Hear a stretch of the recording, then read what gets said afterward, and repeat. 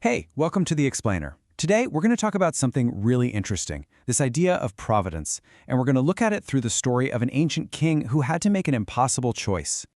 So, let's kick things off with a question. How do you react when a door just slams shut in your face? Most of us, right? We see it as a failure, a setback, but what if it's actually a form of protection? What if it's a rescue? All right, so to really unpack this idea, here's our game plan. First, we'll look at a warrior's impossible choice. Then, we'll jump to David's ultimate loyalty test. After that, we'll see how a song changed everything. Then, we'll define this whole idea of the grace of a closed door. And finally, we'll talk about why rejection can actually be a rescue. Okay, let's dive in. Okay, first up, a warrior's impossible choice. Now, believe it or not, we're not starting in ancient Israel. We're actually starting in ancient China, with the story of a legendary warrior named Guan Yu. So check this out. Guan Yu finds himself in this just impossible position. This is a man whose entire identity is built on honor. But to protect his sworn brother's family, he has to temporarily serve his greatest enemy, the warlord Cao Cao.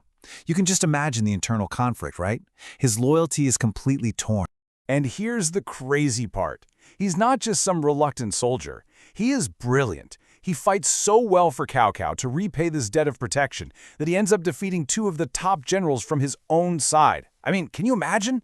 This creates a huge political mess. Suddenly, his real leader is being accused of treason, all because of Guan Yu's actions. All right, now let's jump over to ancient Israel and look at David's ultimate loyalty test. Because it's a strikingly similar dilemma, but, with even higher stakes for the future king. So David is literally on the run for his life. The current king, King Saul, is consumed by jealousy and wants him dead. So where does David go? His only option, his only refuge, is with Israel's sworn enemies, the Philistines. But, as you can probably guess, that protection is going to come at a very, very steep price. Okay, so here's where it gets really sticky. The Philistines decide to go to war with Israel, and David's protector, King Achish, expects him to join the fight. Just think about this for a second. If he fights with the Philistines, he's a traitor to his own people, forever. But if he refuses to fight, well, then he's a traitor to King Achish and will be executed on the spot. There is no good choice. He is absolutely, completely trapped. So, with no other choice, David starts marching with the Philistine army, heading toward a battle against his own people. How in the world does he get out of this? There seems to be no escape. But the answer? His lifeline comes from the most unexpected place imaginable. So while King Achish, the guy who took David in, trusts him completely, the other Philistine commanders are, let's just say, deeply suspicious. And you can't really blame them, right? Their logic is pretty simple. Wait a minute, what's the absolute best way for this guy to win back King Saul's favor? Oh, I know. Betray us mid-battle and turn on us to prove his loyalty back to Israel. They see him as a huge liability. And what was fueling this fear? A song. Literally, a song. You see, they all remembered the lyrics to Israel's #1 hit, the song that was sung on every street corner about David's incredible military victories. The quote says it all. Saul has slain his thousands, and David his tens of thousands. And here's the incredible irony in all of this. That song was the source of all of David's problems. It's what made King Saul so jealous in the first place, forcing David into exile.